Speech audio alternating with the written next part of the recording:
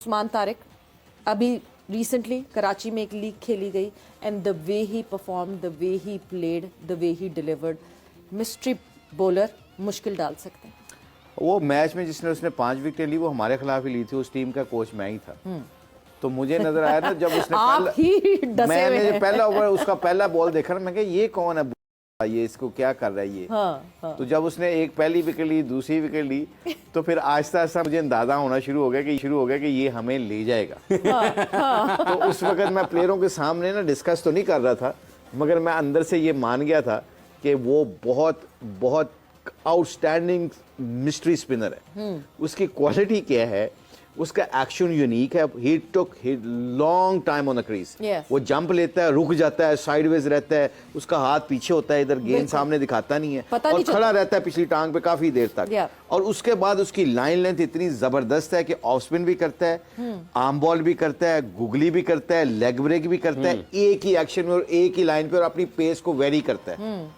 जब उसने उमैर बिन यूसुफ को बोल्ड किया ना गुगली के ऊपर, तो आप यकीन मानिए कि उस वक्त मैं बैठे डग में, अपने जो कोचेस थे मेरे, मैंने उनको कह दिया था, मैंने कहा he will be pick from PSL team, any team soon और लेटर, बिकॉज वो मोइन खान के साथ खेल रहा था, नबील हाशमी के साथ खेल रहा था। उनके साथ जब उसने अपना 2-3 मैचों में अकेला उसने जिता दिया। जब वो उसने देखा तो मैंने कहा ये कोटा लेकर जिस तरह गया है वो, और उसके बाद सोने पे सुहागा, आज वो 3 स्पिनरों से खेलने हैं। अब ये मेरा पॉइंट यहाँ पे जरूर बनता है कि अगर आपके पास आप if you think the pitch is going to be spin, और तारिक, आप उसका तारिक उस्मान है ना, उस्मान तारिक नाम है, तो अगर वो 3 स्पिनरों के साथ आप जा रहे हैं तो फिर you have to defend your target ना, rather than you just have to bowl them out on 120 130 and if the pitch is doing a bit then 130 becomes sometime 170 because wicket जो प्रेशर होता है ना वो बहुत मुश्किल होता है। Maybe they are in a mood to finish the game early. यहाँ एक क्वेश्चन आता है सोहेरा, इन्होंने कहा वो रुकता है फिर चलता है फिर रुकता है, ये करता है, कैन दैट बी रेक्टिफाइड, ये ठीक हो सकता है, या यू थिंक कि ये अपना कॉन्फिडेंस और मोमेंटम और रिदम वहां से बनाता है? ये उसकी स्टाइल वो आता है क्या है, अगर कैमरा वाला दिखाएं भाई मुझे तो मैं दिखा देता हूँ, शायद देख ही लेंगे आप। वैसे वो करता है क्या है, वो आके छोटा सा कदम आके रुक जाता है क्रीज के ऊपर ना, आके यूं खड़ा हो जाता है, सॉरी यूं, अब यूं खड़ा हो गया ना, यूं कर लेता है। अब बैट्समैन कहता है कब आएगा ball, so you know some time आपके एज ए बैट्समैन आपके ट्रिगर जो होते हैं ना वो खत्म हो जाते हैं। So you waiting for the ball, waiting for the ball, वो आपका मोमेंटम खत्म कर देता है खड़े होके।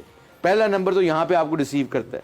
जब आपको वो मोमेंटम आपका एज ए बैट्समैन आपके ट्रिगर खत्म हो जाते हैं, जैसे शुएब अख्तर था, उसके बारे में इंजी कहता था वो इसलिए और मुश्किल हो जाता था कि वो क्रीज पे आके ना रुकता था, पीछे जाता था ना, तो मेरा ट्रिगर खत्म कर देता था। अक्सर बैट्समैन ना रिसीव उसके उस रुकने पे हो जाता है और फिर उसके पास 90+ की पेस हो।